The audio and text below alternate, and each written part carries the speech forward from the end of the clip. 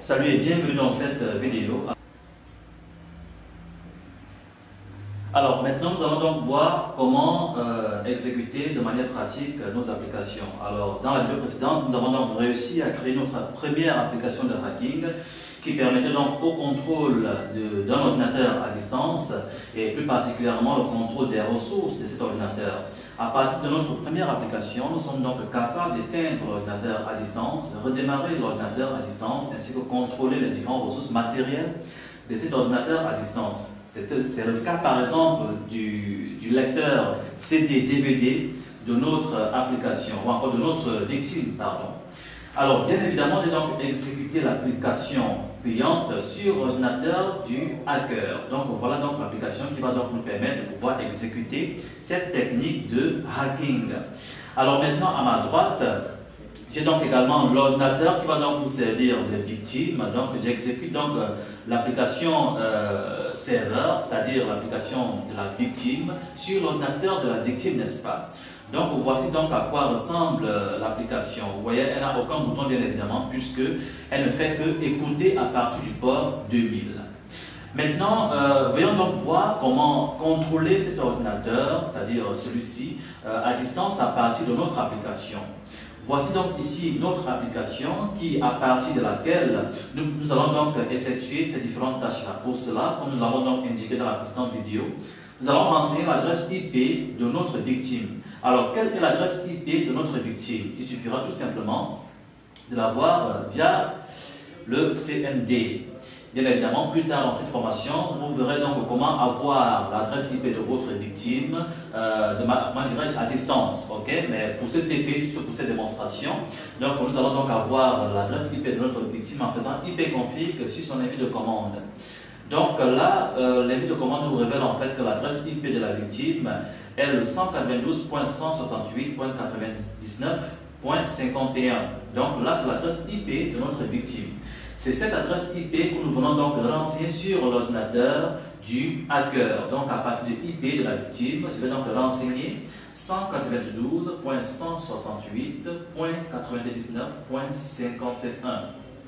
Et étant donné que le serveur est déjà exécuté là-bas et écoute à partir du port 2000, donc voici donc le port d'écoute que je vais donc renseigner là. Donc le port 2000, c'est celui-là que je renseigne donc au niveau du port d'écoute du serveur. Donc je vais donc attaquer ma victime qui est identifiée par l'adresse IP 192.168.99.51 en me connectant à son port 2000.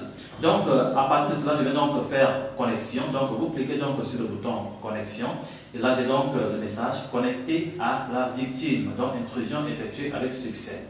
Donc maintenant, je vais donc vous démontrer ici donc les différentes fonctionnalités de cette application.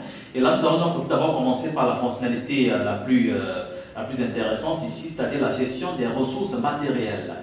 Puisqu'on ne peut pas commencer, je ne voudrais pas qu'on commence par éteindre l'ordinateur de la victime à distance. Donc nous allons d'abord procéder par les techniques nous permettant de ne pas éteindre l'ordinateur. Puis nous allons donc voir également comment l'ordinateur va s'éteindre à partir de celui du hacker. Donc maintenant, étant donné que je suis maintenant sur ou encore connecté à ma victime, je vais donc cliquer par exemple sur le bouton contrôler le lecteur CD-DVD à distance. Regardez ce qui va se passer ici. Sur l'ordinateur de la victime, en fait, en cliquant sur le bouton contrôler le lecteur DVD à distance, ça va éjecter de manière automatique et à distance le lecteur DVD CD de ma victime. Donc voyons voir cela. On clique. Et là, comme vous pouvez le constater, le lecteur a donc été retiré. Donc, je reprends. Ok, je vais débrancher cette USB. Donc, je reprends. Je vais donc cliquer sur le bouton contrôler le lecteur CD, DVD une fois de plus. Et là, le lecteur va s'exécuter ou encore va s'éjecter seul. Donc, je fais clic et là, automatiquement, le lecteur a été éjecté. Donc voilà en fait ce qui se passe lorsque vous cliquez donc sur ce bouton. Maintenant, voyons donc voir comment l'extension ou le redémarrage de l'ordinateur va se faire. Alors disons que je veux donc redémarrer l'ordinateur de ma victime à distance ou alors éteindre. Je n'ai qu'à cliquer en fait sur ces deux boutons. Bien, nous allons donc redémarrer l'ordinateur de la victime à distance. Donc on clique tout simplement sur redémarrer PC à distance. Et comme vous pouvez le constater, le PC de la victime est en train d'être déconnecté ou encore est en train de, de s'éteindre. Donc voilà en fait comment procéder lors de l'extension d'un ordinateur. Comme nous sommes sur Windows 8, on annonce tout simplement que l'ordinateur va s'éteindre et redémarrer dans moins d'une minute. Donc vous allez voir en fait que dans une minute, l'ordinateur de ma victime va s'éteindre ou encore va redémarrer de manière automatique. Donc, comme vous pouvez le constater, c'est écrit redémarrage en cours. Donc là, c'est mon ordinateur de la victime qui est en train de démarrer, de redémarrer, donc redémarrage en cours. Donc voilà en fait à partir de notre application comment nous avons donc pu redémarrer notre ordinateur à distance et contrôler son lecteur CD-DVD.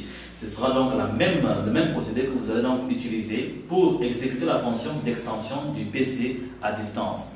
En espérant que cette vidéo a été donc satisfaisante pour vous, à partir de maintenant, je vous donne donc rendez-vous dans le prochain module de cette formation où nous allons donc voir des techniques plus évoluées, avancées et les techniques qui vous feront donc de pouvoir accéder à un niveau supérieur. Donc à partir de maintenant, je vous donne rendez-vous dans la prochaine vidéo de cette formation, dans le prochain module de cette formation. Merci.